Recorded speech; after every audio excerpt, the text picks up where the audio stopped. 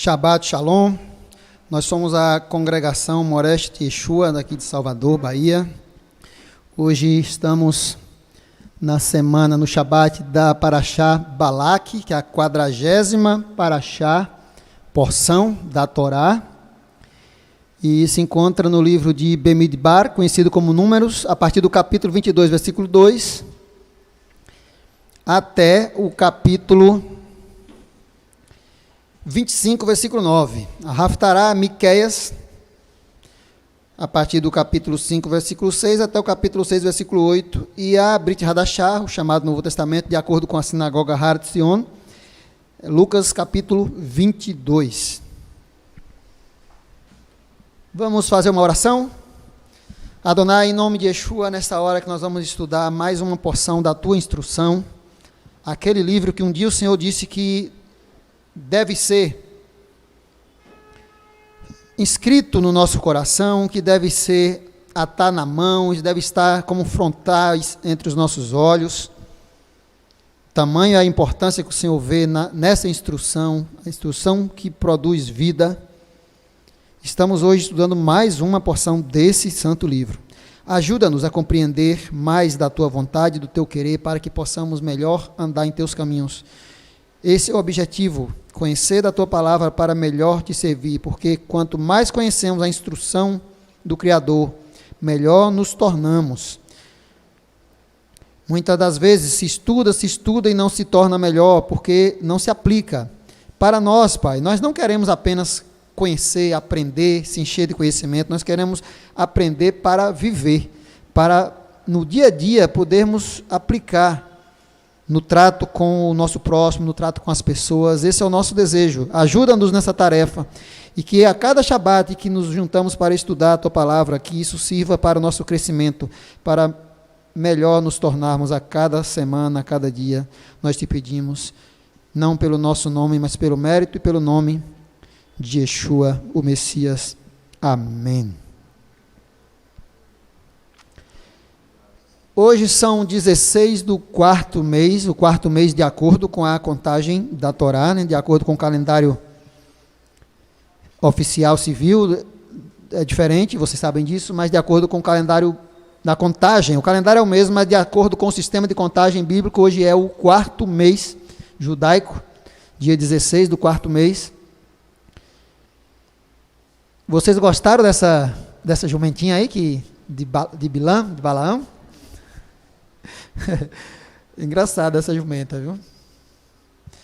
Irmãos, essa paraxá, ela aborda principalmente a questão de Balaque e Bilam. Fala basicamente dessa questão, só deles.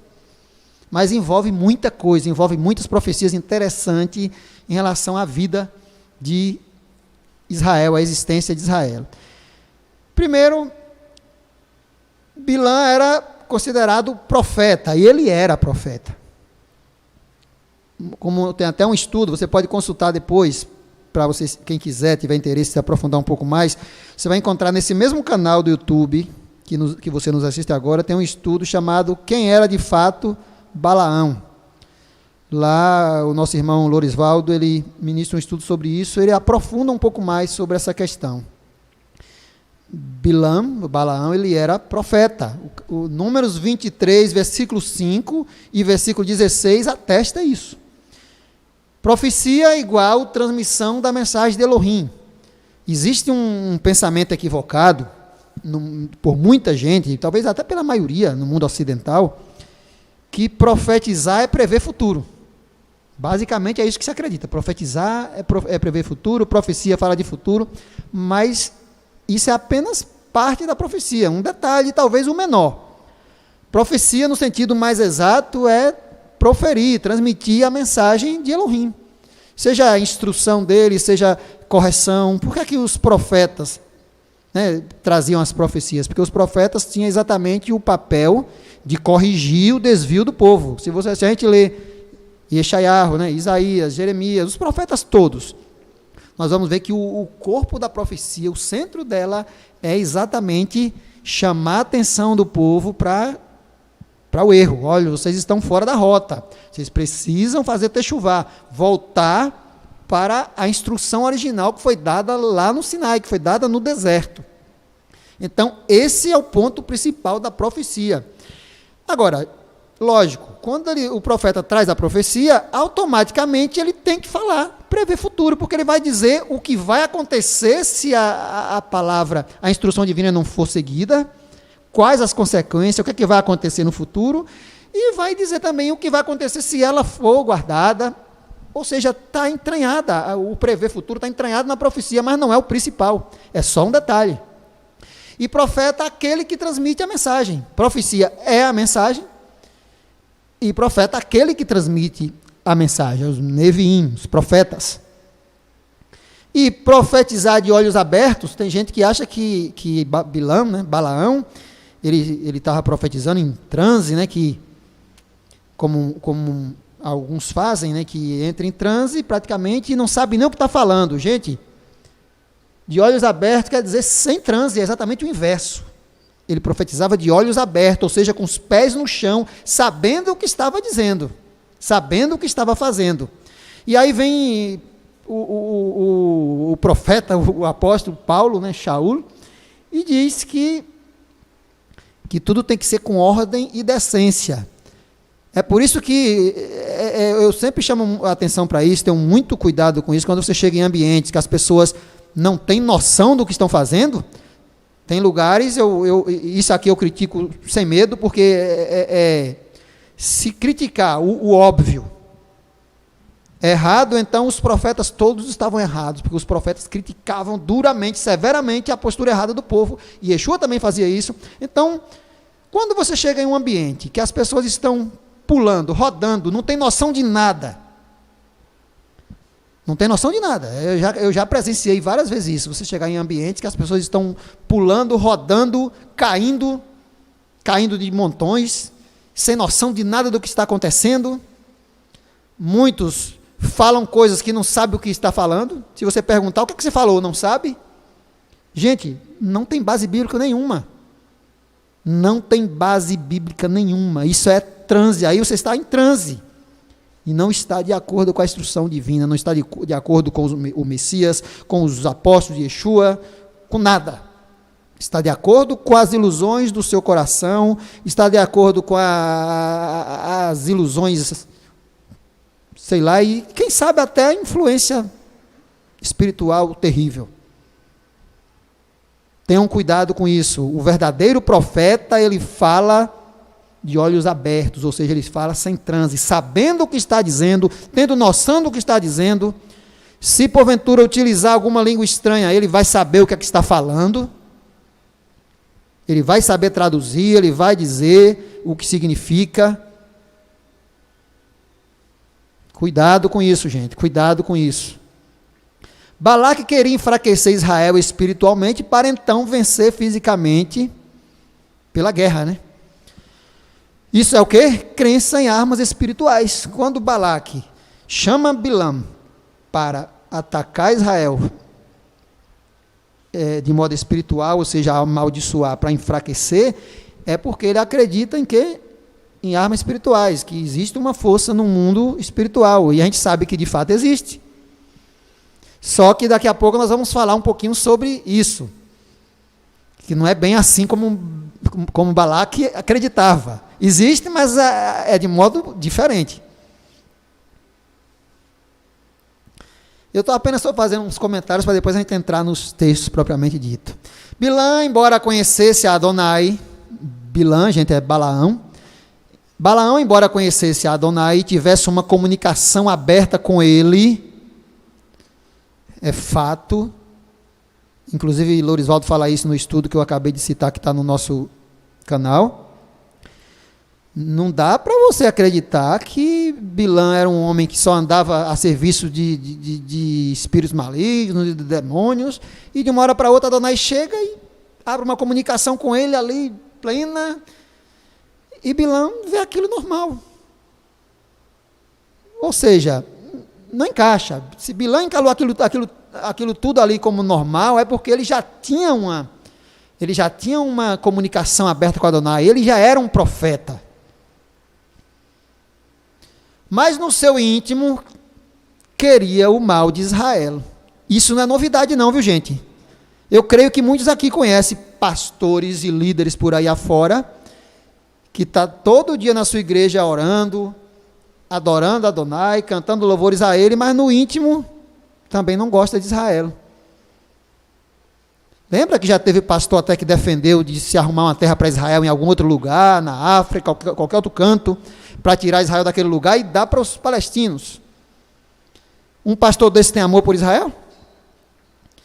Olha o ressentimento que saiu até nos jornais, aquele pastor literalmente amaldiçoando Israel em um culto, desejando que surja um novo Hitler para fazer com Israel tudo que já foi feito. Até no jornal passou. Ou seja, alguém que diz que é servo do Eterno, está orando, está louvando, tem uma igreja, conduz uma igreja, no seu íntimo odeia Israel, a ponto de amaldiçoar.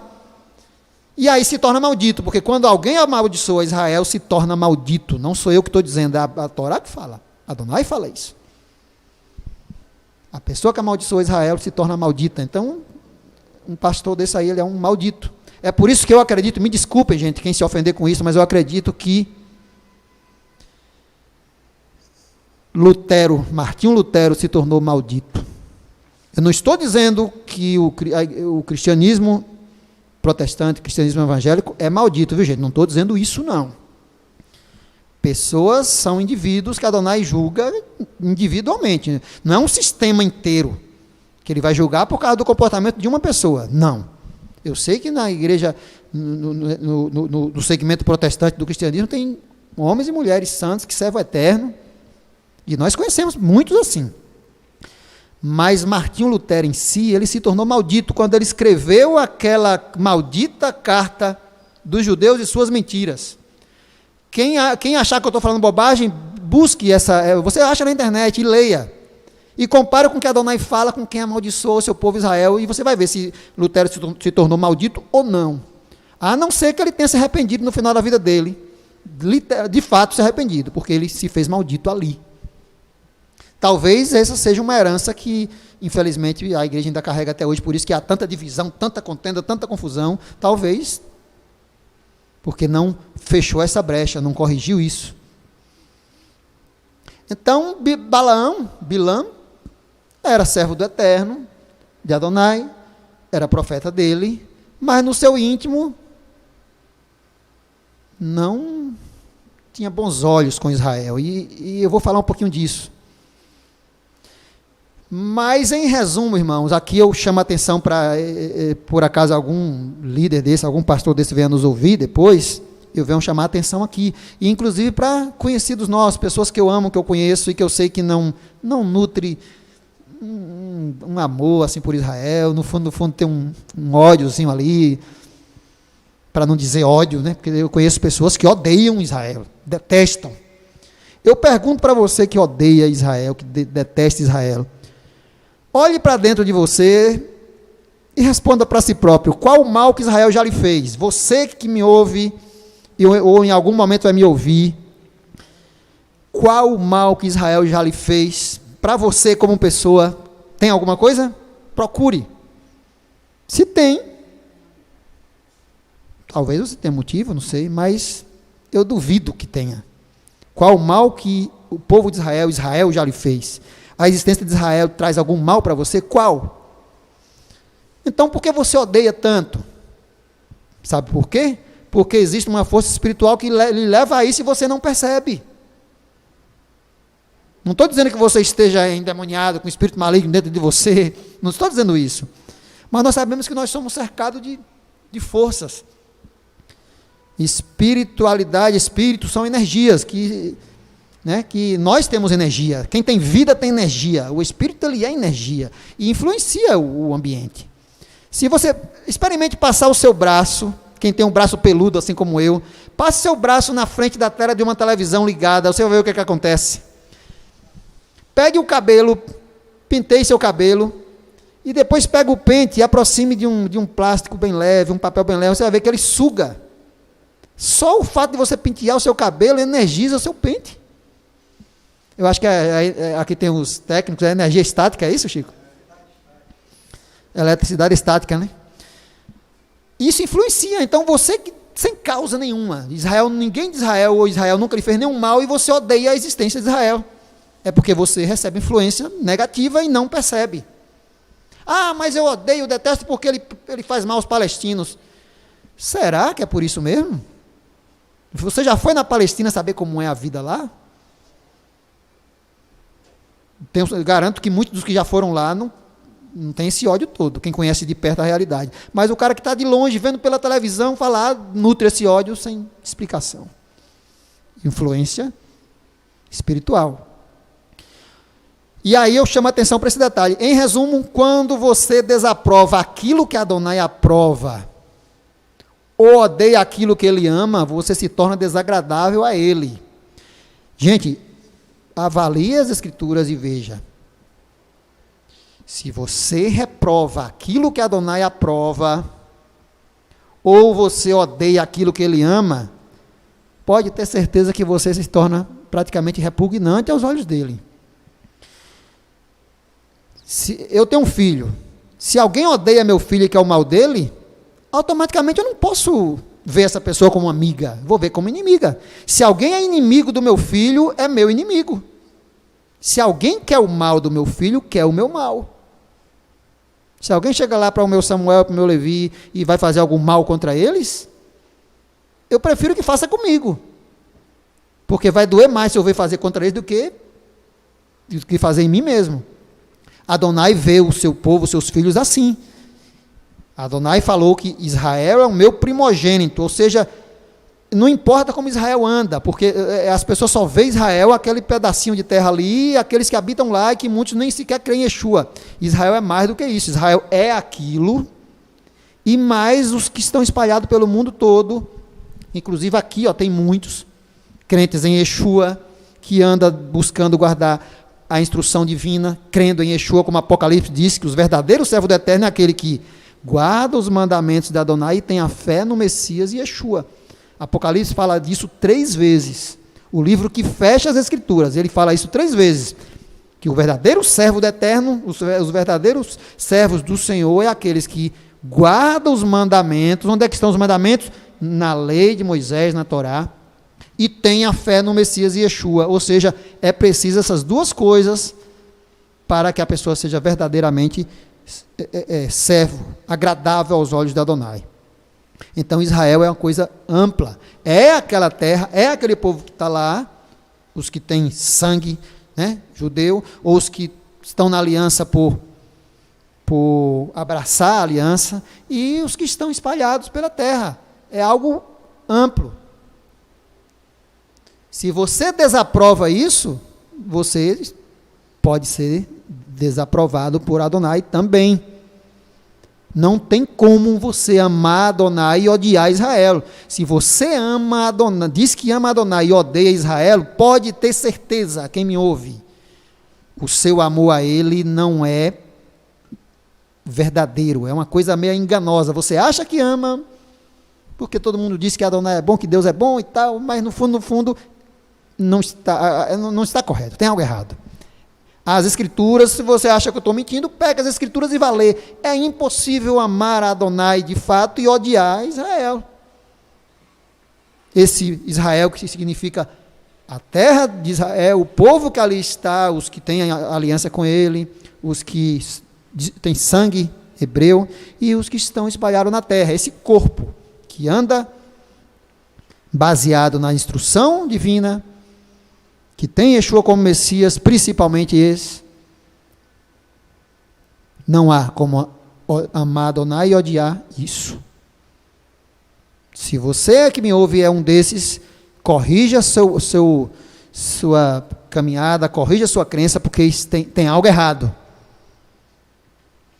Origem de Balaque e Bilam. Uma história de ciúme e ressentimento. Por que é que eu estou usando esse termo? Olha só o que diz Bereshit, Gênesis capítulo 24, Bemidbar, Números capítulo 22, versículo 4. Naquele tempo, que é a paraxá de hoje, naquele tempo, Balaque, filho de Tsippor, era rei dos Moabitas. Ou seja, dá a ideia aqui de que Balaque não era exatamente daquele povo ali, não era um moabita, dá essa ideia, não posso afirmar com 100% de certeza, mas que foi colocado como rei. Talvez algo que aconteceu como aquele, eu acho que é Jefté, né? Jefté que foi renegado pelo povo todo, mas quando chegou uma hora de aperto, foram lá e buscaram Jefté, porque era um homem destemido, e colocaram como rei. Aí, talvez seja algo semelhante a isso. Este enviou mensageiros a Balaão, a Bilam, filho de Beor. Presta atenção nesse detalhe, filho de Beor. A Petor, que está junto ao rio, era na Mesopotâmia, né? Na terra dos filhos do seu povo, a chamá-lo. Irmãos, olha que coisa interessante. Balaão, Bilam, filho de Zippor, que em hebraico é isso aqui, ó, Tzipor, que pode ser escrito dessa forma, ou pode ser escrito também sem o vav, Tzipor, que é igual, que significa pássaro, ave, alguns traduzem como pardal, mas resumindo, significa pássaro, ave. Agora veja Zípora, a mulher de Moisés, que é escrita assim, Zípora, também igual pássaro, ave, ou seja, a palavra Zippor ou Tzipor e Zípora é a mesma palavra, a única diferença é o rei, que é a partícula que é colocada para a palavra feminina, porque Tzípora era uma mulher. E a Torá diz que a esposa de Moisés, a Zípora, ou traduzida como Zípora, era midianita. Vocês lembram disso? Era uma midianita. E Bilam, o que o texto mostra aqui, era que tudo indica que pertencia a esse povo. Porque fala que Balaque envia mensageiros a Balaão, lá dentre os filhos do seu povo, ou seja, Balaque e Bilão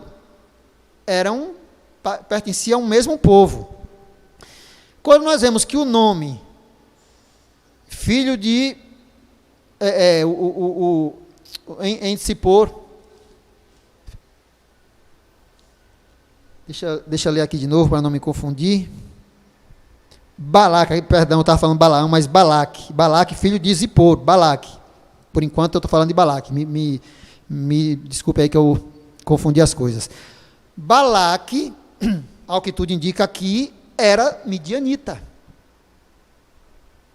Muito provavelmente midianita, e o texto manda exatamente, ele consulta os midianitas, os moabitas ali, consulta os midianitas, conversam entre si, vai esse povo lamber tudo como o boi lambe a Eva, e aí tomou conselho ali com os midianitas e mandou lá no meio dos filhos do seu povo, entre os midianitas, a buscar Balaão.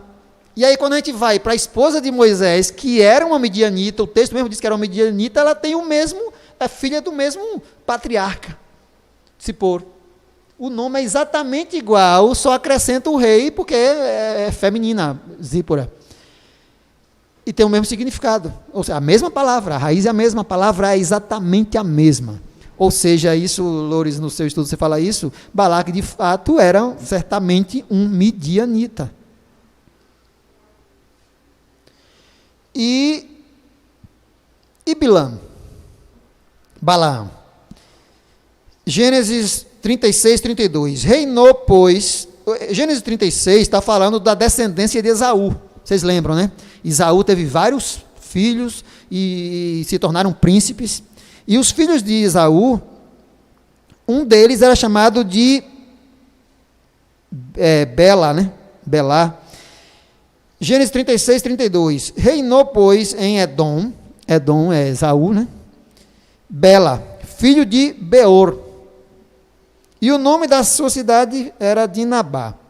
Olha só, Balaão, filho de Beor, né, quem acompanhou a Paraxá, quem leu essa porção, ela começa dizendo que Balaque mandou chamar Balaão, filho de Beor, lá na terra dos filhos do seu povo, do povo de Balaque, dentro dos midianitas. E diz que Balaão era filho de Beor. E a primeira vez que a palavra Beor, desse patriarca Beor, aparece na Torá, nas Escrituras, é exatamente aqui, em Gênesis 36, 32, quando fala dos filhos de Esaú, que é os Edomitas, que era Bela, filho de Beor, ou seja, esse Beor, ele aparece diversas vezes nas Escrituras como sendo um príncipe, um patriarca dos Edomitas. E Balaão, o tempo todo, quando se fala de Balaão, sempre se refere a ele como filho de Beor. Então, eu chego à conclusão, eu posso estar errado, eu não consultei a literatura judaica nesse sentido para saber o que é que muitos pensam, mas o que tudo indica aqui é que Balaão era um edomita, filho de Beor, que era um descendente de Esaú, né, que é Edom.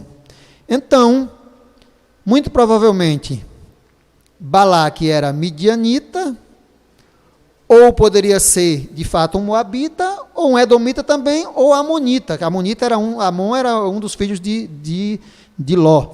Mas, ao que tudo indica, Balaque era midianita, de acordo com o que nós estamos estudando.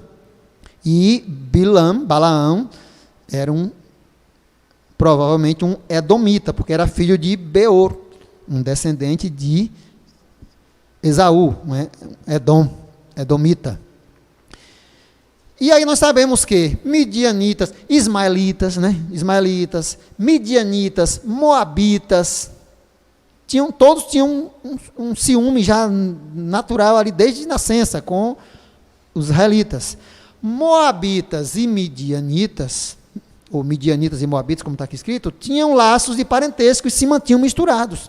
Nós vemos que os moabitas e os midianitas, eles estavam sempre juntos, e nesse texto nós vemos que eles estavam tão juntos ali, misturados, que Balaque consulta os dois.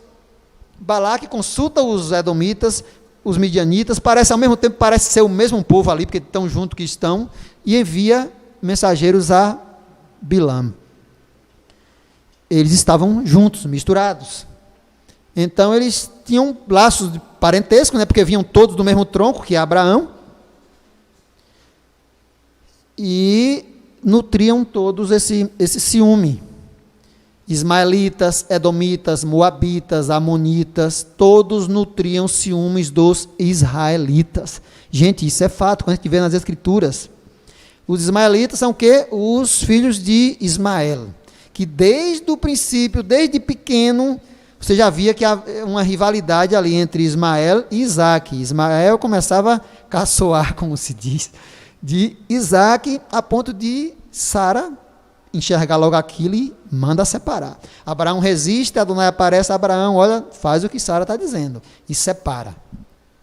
Depois, quando Sara morre, Abraão casa de novo, e aí vem o quê? Tem mais 6 filhos, né?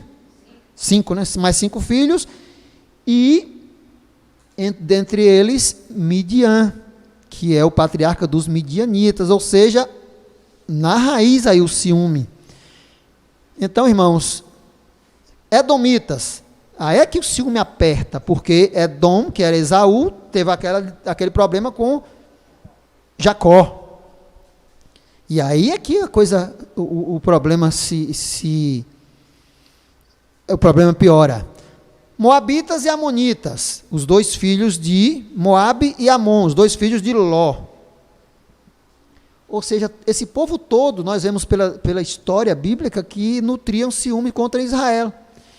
E Balaque e Balaão, exatamente descendente desse povo. Eles carregavam vou usar aqui um termo meio chulo, esse ranço, de ciúme, de confronto contra eles. Por isso que nós vemos aí Balaão, mesmo sendo profeta de Adonai, ouvia Adonai falar, era usado por Adonai, mas quando achou a oportunidade de amaldiçoar Israel, ficou ali meio que, eu não quero ir, olha, se eu for, Balaque, eu vou falar o que o Senhor colocar na minha boca. E assim ele fez.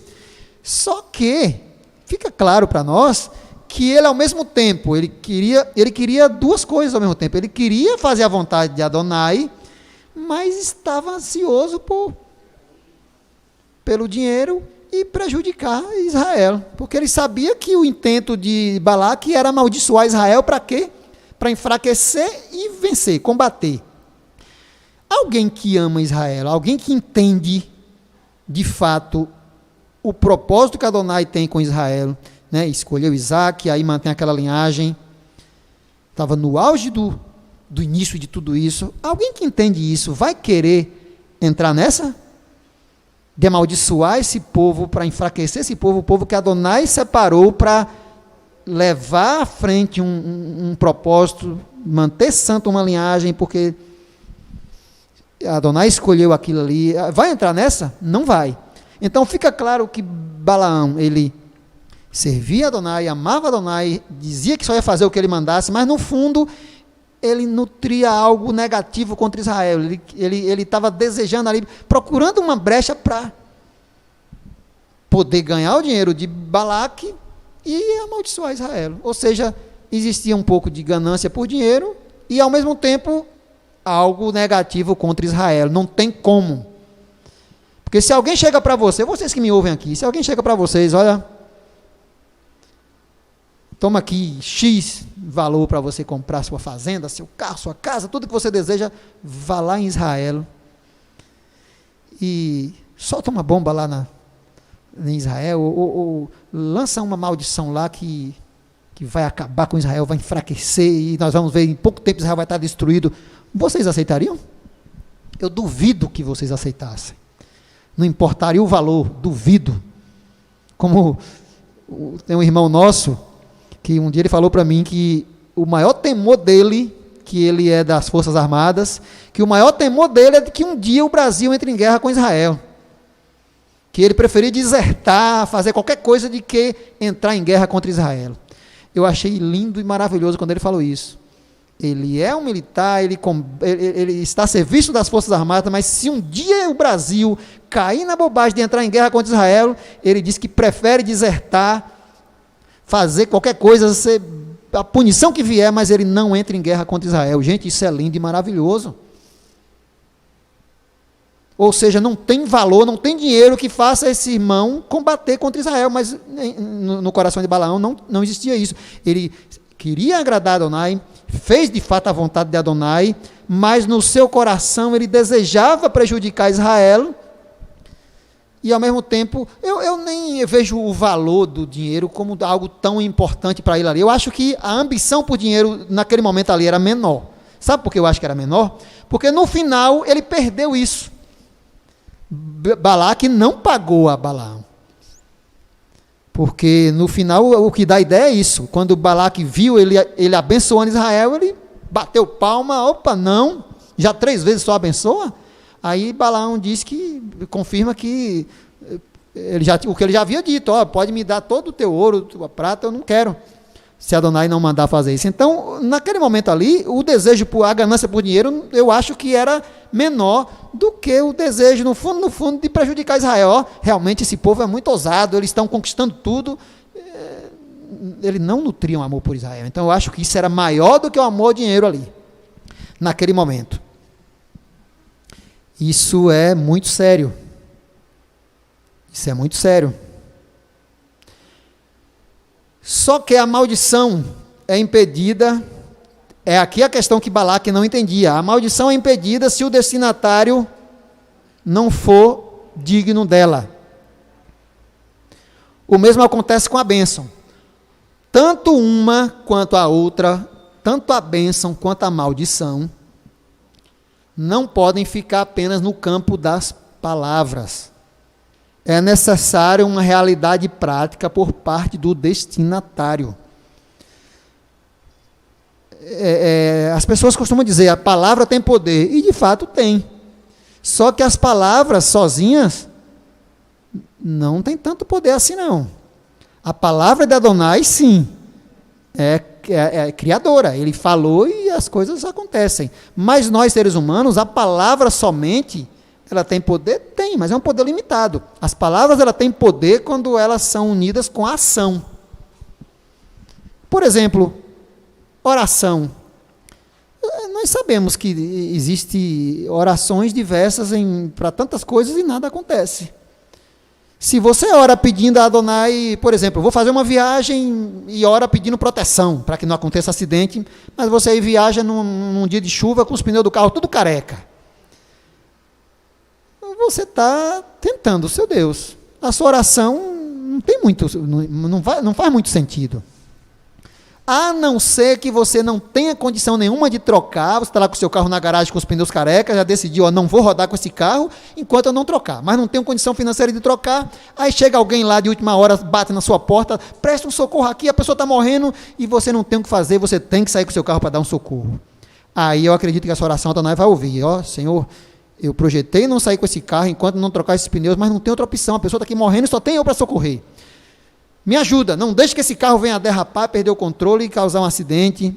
Aí é outra história. Eu creio que ele vai ouvir essa oração. Porque você não foi da sua vontade, você não ia mais rodar com aquele carro e não teve outra opção. Mas você está lá com o seu carro, o pneu todo careca, o carro todo arrebentado, e ora, pede a proteção e pega a estrada quando poderia deixar o carro lá. Essa oração não vai adiantar de nada. O cara é viciado, pede para Adonai dar força, ele não quer mais beber, mas compra as caixas de cerveja e bota na geladeira. Essa oração não vai servir para nada. São palavras ao vento. Então, palavras têm poder quando ela é inserida na ação, está junto com a ação. Então, a bênção e a maldição, tanto uma quanto a outra, ela precisa de uma realidade prática por parte do destinatário, para que aconteça. Quer ver? Provérbios 26:2, como o pássaro a vaguear, todo mundo conhece, né? Muito famoso esse texto, a maldição sem causa não virá. Ou seja, a causa é o quê? É o pecado, é a brecha que dá lugar para a maldição acontecer. A bênção é a mesma coisa. Números 23:21, o próprio Balaão, que tinha a intenção de amaldiçoar, mas teve que abençoar, o que ele falou? Não viu iniquidade em Israel, nem contemplou, deixa eu olhar aqui, que ali está muito claro, eu não consigo ler. Não viu iniquidade em Israel, nem contemplou maldade em Jacó. Naquele momento ali, Israel estava em santidade. Vocês lembram que toda aquela geração que saiu do Egito com mais de 20 anos, que Adonai falou que ia cair, que ia morrer no deserto, já havia praticamente se esgotado. Restava só um pouco que morreu dias depois, quando eles se contaminaram com essas próprias moabitas, por conselho de Balaão. Ali morreu o restante que ainda faltava, né, para morrer. Mas a grande maioria, vamos dizer aí, 90 e tantos % de israelitas estava em santidade. Então, Balaão fala que olhou e não viu. Adonai, falando pela boca de Balaão, não viu a iniquidade em Jacó, não viu a iniquidade em Israel. Ou seja, Israel estava em santidade. A maldição não achou lugar para pousar. Só a bênção, porque Israel estava apto, digno de receber bênção e não maldição, naquele momento. Naquele momento, porque logo em seguida, pouco tempo depois, a maldição achou lugar e entrou. Quando foi que entrou? Quando logo em seguida a Torá fala que os filhos de Israel, por conselho de Balaão não conseguiu amaldiçoar naquele momento, foi depois e aconselhou Balaque, porque eles eram conterrâneos, né, conhecidos, aconselhou Balaque, eu não consegui amaldiçoar. Não, Adonai ama esse povo e eu só consegui abençoar. Mas, tem um jeitinho aí, se tu quiser, tu consegue. Induz esse povo ao pecado. Se eles estiverem em pecado, a maldição entra. E aí foi o que a Torá fala, a própria Torá fala mais à frente. Deixa eu ver se eu coloquei o texto aqui. Aqui. Números 25:1, na próxima paraxá, Israel deteve-se em Sitim, e o povo começou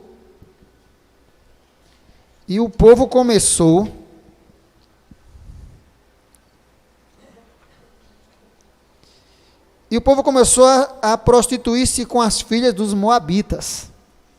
Olha só, o povo que estava em santidade, que a maldição não encontrou espaço, logo em seguida, por conselho do próprio Balaão, começou a se contaminar. O conselho de Balaão foi para os moabitas e midianitas, para que as mulheres sedutoras fossem lá e atraíssem os filhos de Israel. E aí os filhos de Israel caíram na tentação e aceitaram a armadilha. E ali o que aconteceu? A maldição, que era para ser lançada por Balaão e não conseguiu entrar, entrou aí nessa hora, quando o povo abriu espaço para a maldição. Ou seja, no campo das palavras apenas, ela não conseguiu entrar.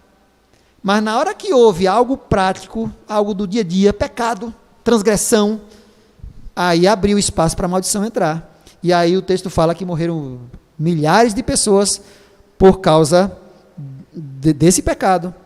O povo se contaminou, se prostituiu com as moabitas e midianitas. E aí é quando entra a próxima paraxá, que é a paraxá Pinhas, Finéias, quando vai ali e lança e mata aquele casal ali que estava afrontando Moisés. A maldição aí achou espaço. Está vendo que, de fato, não pode ficar só no campo das palavras, tem que existir ações práticas para que as coisas aconteçam, tanto a bênção quanto a maldição. É por isso que tem pessoas, eu conheço pessoas, eu já tive muito medo, mas hoje eu não tenho mais, de que morrem de medo quando vê pessoas praguejando, lançando palavras de maldição. Lá no meu interior falava, jogou praga, praguejando.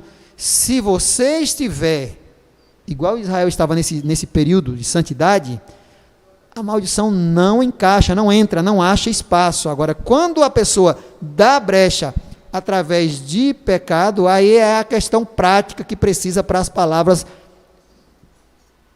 virem a acontecer. Só palavras não funciona nesse caso. É preciso prática, palavras e ações. Eis que vejo,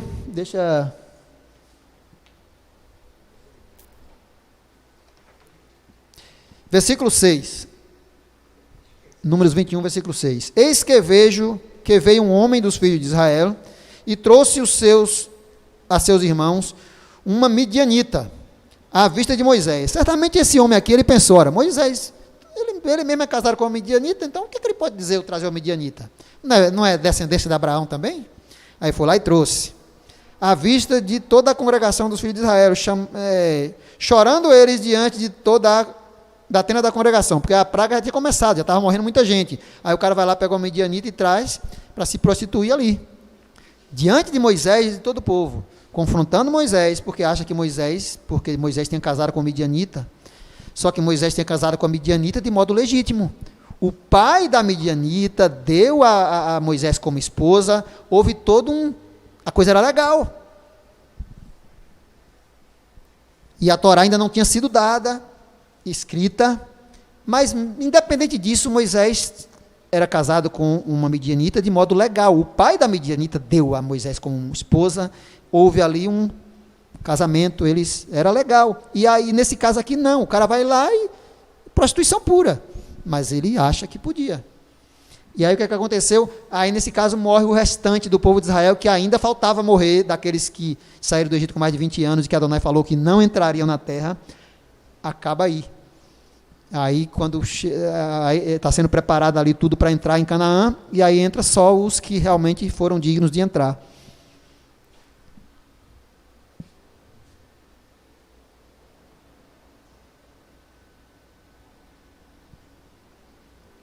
E aí, Números 31, 16, eis que foram estas, quando Moisés se revolta porque pouparam as mulheres, quando foi fazer a vingança contra os midianitas, eis que foram estas, que por conselho de Balaão, está vendo? Por conselho de Balaão, deram ocasião aos filhos de Israel para transgredir com o Senhor, no caso de Peor. Aqui fica claro que Balaão não nutria amor por Israel. Ele não conseguiu amaldiçoar naquela hora porque ele temia o Eterno e ele era servo do Eterno, ele andava nos caminhos do Eterno, era profeta do Eterno, de Adonai, do Senhor, mas ele não amava Israel. Ele tinha ciúme por causa daquilo que eu falei. Ele era filho de um povo que desde o começo tinha não nutria amor. O que é que acontece então? Lá na frente, Balaão é morto. Adonai permitiu que Balaão fosse morto pelos próprios filhos de Israel. Ou seja, Balaão desaprovou o que Adonai aprovava. Balaão não amava o que Adonai amava. E a recompensa de Balaão depois foi triste. Ele ficou desguarnecido, desprotegido e veio a morrer depois pela espada do próprio povo de Israel. Então, gente, não caia na bobagem de desaprovar aquilo que Adonai aprova, de odiar aquilo que Adonai ama, senão você se complica. E Apocalipse, Yeshua vem e fala a Yohanan, João, Apocalipse 2,14, mas algumas coisas tenho contra ti, porque tem lá os que seguem a doutrina de Balaão, a qual ensinava Balaque, está vendo? A lançar tropeço diante dos filhos de Israel, para que comessem do sacrifício da idolatria e se prostituíssem.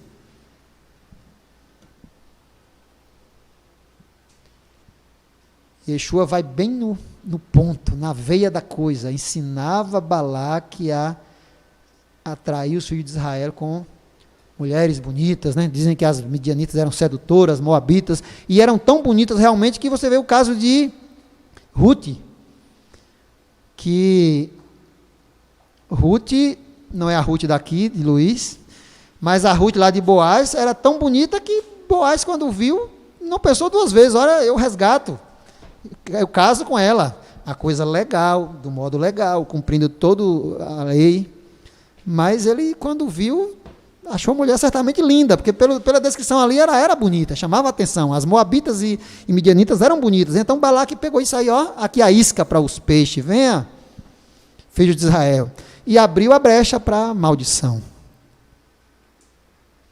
E para encerrar, gente, eu vou falar rapidamente aqui, porque já está chegando 12 horas. Os magos do Oriente que visitam Yeshua na época do seu nascimento, possivelmente eram herdeiros espirituais de Balaão. O Novo Testamento fala, a Brit Hadashah fala que eles vieram do Oriente, exatamente o Oriente onde foi que Balaque enviou mensageiros para buscar Balaão. A relação entre a astrologia e aqueles magos é notada pela habilidade em decifrar o sinal transmitido por uma estrela que os guiou até Jerusalém. Aqueles magos, embora conhecessem Adonai, Mateus 2,12 dá essa ideia de que eles conheciam, semelhantemente a Balaão, eles conheciam Adonai, sabia de sua história, sabia da história do seu povo. Mas, de fato, isso é para vocês pensarem, gente. Isso é uma tese que eu levanto. Não estou aqui afirmando com 100% de certeza, mas eu acredito nisso. Aqueles magos foram até Yeshua. Só que se a gente observar, de fato, o que eles fizeram foi denunciar o Messias ao inimigo, a Herodes. O texto diz que a estrela guiou os magos até o menino, que acabara de nascer. Mas se essa estrela tivesse guiado de fato, não levaria a Betlehem, a Belém? Por que levou a Jerusalém? A Herodes. Tinha tanta gente na cidade, mas foi a Herodes, o cara que procurava matar o Messias que acabava de nascer. Então, para mim, esses magos, eles não foram enviados por Adonai, coisa nenhuma. Ele estava ali com o propósito de denunciar o Messias ao inimigo para que o Messias fosse morto logo em criança. Isso é um pensamento meu, para cada um avaliar de como acha.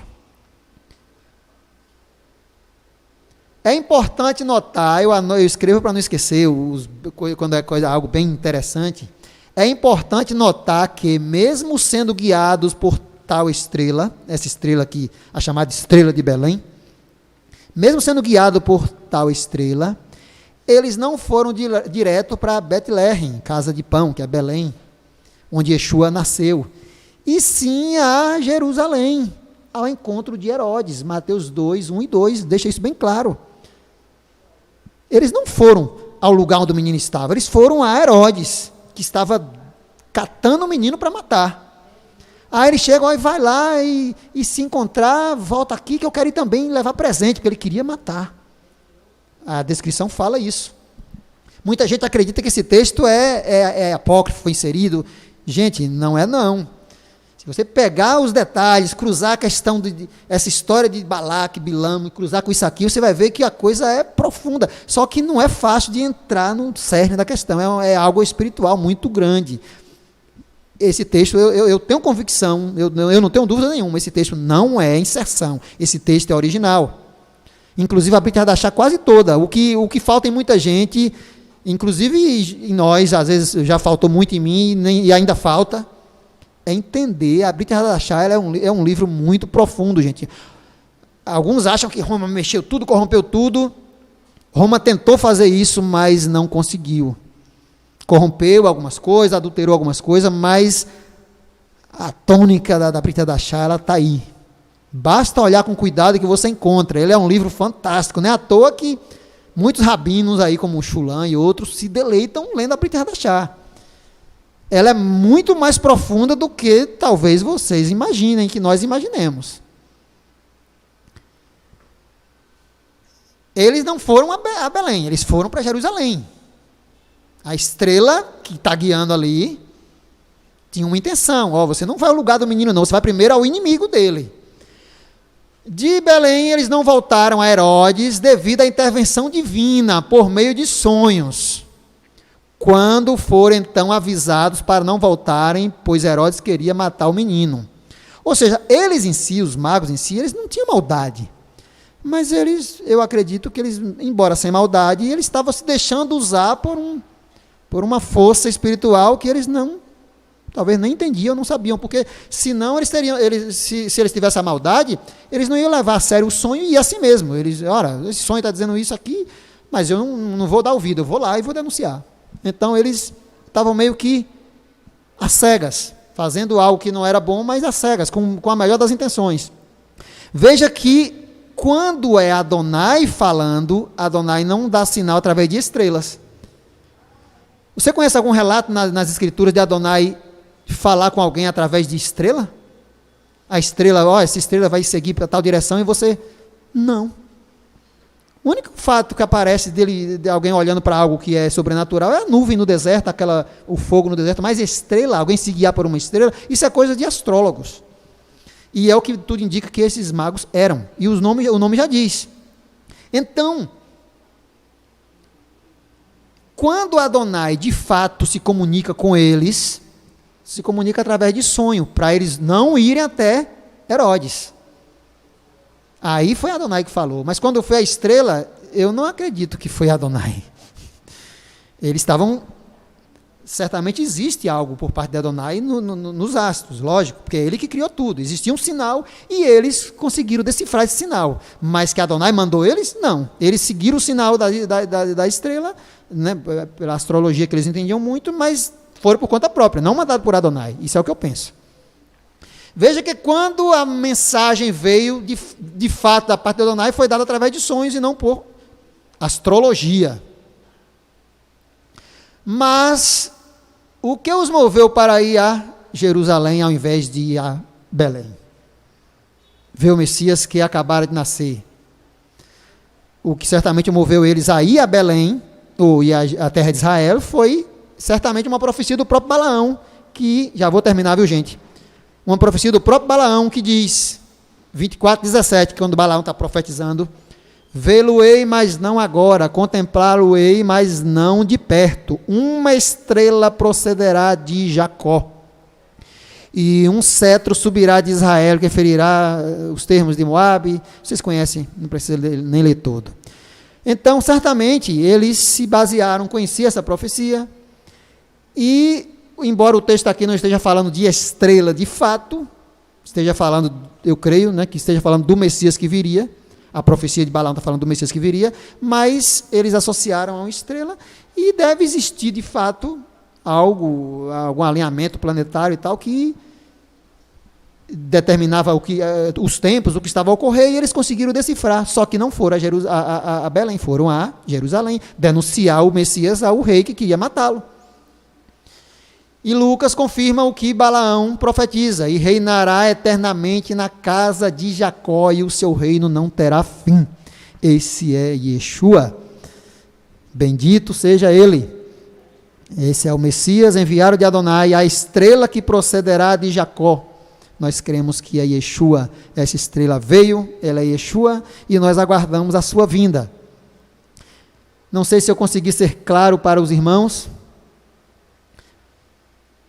Bilam, resumindo, para encerrar, de fato, Balaão foi enviado, eu creio, Balaão foi enviado pelo destruidor, Balaque, que Balaque pode ser traduzido como destruidor ou devastador, para impedir Israel de alcançar a terra prometida. O plano de Balaque com Bilam era impedir Israel de alcançar a terra prometida. Muito provavelmente, eu creio, os magos foram enviados também, creio que não por Adonai, para tentar impedir de viver aquele que levará Israel à terra prometida, restaurado, Olam Rabá. Assim como Balaque usou Balaão para impedir Israel de entrar na terra prometida, certamente esses magos podem ter sido usados por alguma força para impedir o Messias de trazer Israel de volta à terra prometida, porque é o Messias que trará Israel, de fato, à terra prometida, restaurada, ao mundo vindouro. Então, gente, as coisas se encaixam. Aqui um está tentando cumprir algo que o outro lá não conseguiu. O outro aqui está tentando cumprir, ou seja, é mais uma tentativa. A gente mata o Messias e ele não cumpre o seu papel. Então, eu creio que esses magos foram enviados com o mesmo propósito de Balaão. Isso é uma crença pessoal minha, não posso provar, posso estar errado, mas eu tenho o direito de crer também. Eu tenho o direito também de fazer teologia como tanta gente faz. Eu acredito que os magos aqui estão cumprindo o mesmo propósito de Balaão. Só que por intervenção divina, não conseguiu. A intervenção divina não deixou Balaão amaldiçoar, a intervenção divina não deixou os magos denunciar Yeshua ao rei Herodes, o lugar onde ele estava. E assim Yeshua cumpriu seu papel, e Yeshua Rai, e Israel Rai. Yeshua vive, Israel vive, para a glória de Adonai e do seu filho Yeshua. E aqui eu encerro. Fiquem de pé. Que Adonai